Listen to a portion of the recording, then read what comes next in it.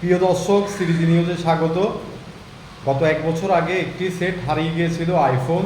সেটি সাধারণ ডায়েরি করা হয়েছিল থানায়, কিন্তু এক বছর পর্যন্ত ডিবি এবং পুলিশ উদ্ধার করতে পারেনি। কিন্তু গতকালকে আমি একটি ফেসবুক থেকে এসপির নাম্বার পেয়েছি, এসপির আইডি পেয়েছি। সেই আইডিতে আমি নক করার পরে জিডির কপি পাঠিয়েছি। গত 12 ঘন্টার ভিতরেই উনি সেটি আপডেট দিয়েছে এবং চোর শনাক্ত করেছে। বাকিটি আপনারা ভিডিওতেই দেখুন এবং ভিডিওটি লাস্ট পর্যন্ত দেখবেন। আপনার জন্য কিছু মেসেজ দেওয়া আছে। হ্যালো, আসসালামু আলাইকুম। ও তো আমাকে 3000 টাকা আমি বলছে, 3000 টাকায় পাঠাইতে। প্রথমে আমি বলছি আপনি আগে পাঠাই দেন, আমার সেটটা পাঠাই দেন, নাহলে থানায় দিয়ে দেন। ও বলে 18,000 টাকা দিয়ে কিনছে। ও কোনো কিছু অনলাইন থেকে নিয়েছে বলে, কোনো কিছু ডকুমেন্ট নেয় নাই। এখন দিবে বলছে, 3000 টাকা পাঠাতে বলছে, দিবে বলছে। এখন আগে পাঠাই যদি আবার ফ্রডগিরি করে। না, ফ্রডগিট করলে তো আমি আছি। আমি কি জন্য আছি? এত তথ্য বের করলে আমি ফ্রডগিট করবো, আপনার জিডি বলবো, থানায় বানাই দেবো, ওসিরে বলবো নিয়ে আসার জন্য। জি জি, ফ্রডগিট করার জন্যই তো করলেই তো ভালো। আপনার নতুন ফোনে টাকা পাবেন, ওর বাবা মা ওই পালাইলে পালাবে, আর বাবা মা ওই পালাবে। যাকে পাবে তাকে দিয়ে আসবে, নিয়ে আটকে রাখবে। ওর নতুন ফোনের যে টাকা, সেই জরিমানা নেবেন এবং যে টাকা ফ্রড করে নিয়েছে সেই টাকাও দেওয়া লাগবে। তখন ভালো হবে না? আচ্ছা আচ্ছা আচ্ছা। না, উনি তো আমাকে করতেছেন, আমি বলছি থানায় দিয়ে দেন। বা এখন এটাই আপনি এত বেশি বোঝেন কেন ভাই? আপনি প্রেসের লোক, আপনার উচিত আপনি বেশি বোঝেন। এত বেশি বোঝা যাবে না তোরে ভাই। আচ্ছা আচ্ছা এত বেশি বোঝলে আপনি আপনার মতো করে ট্রাই করেন। আচ্ছা আচ্ছা আচ্ছা। থানায় কেউ চয় বললে কেউ থানায় জমা দেয়? থানায় যাবে উনি? অনেক পুলিশ ধরবে না? পাগল নাকি আপনি? পাগলের মতো কথা বলেন। আচ্ছা আচ্ছা আচ্ছা। এখন কি আমি 3000 টাকা পাঠিয়ে দিতাম?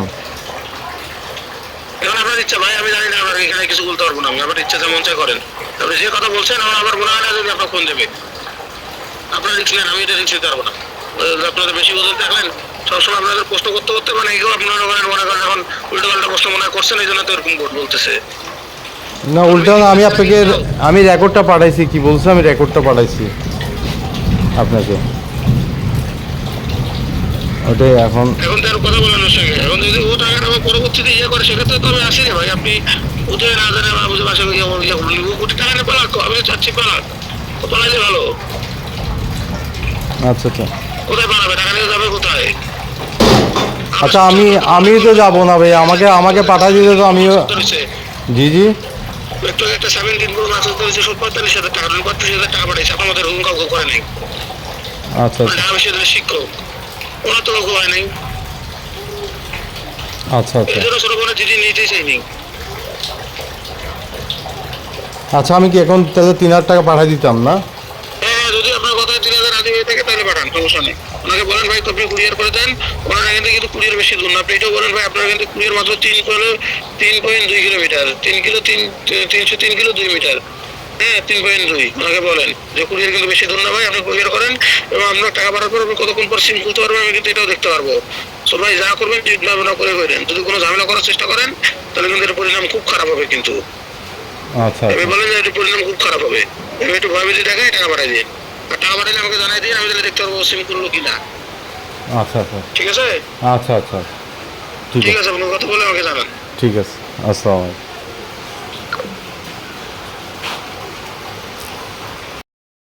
প্রিয় দর্শক, এই ভিডিওটা করার মূল কারণ হলো ফেসবুকের এই ধরনের অহরহর প্রতারণা হয়।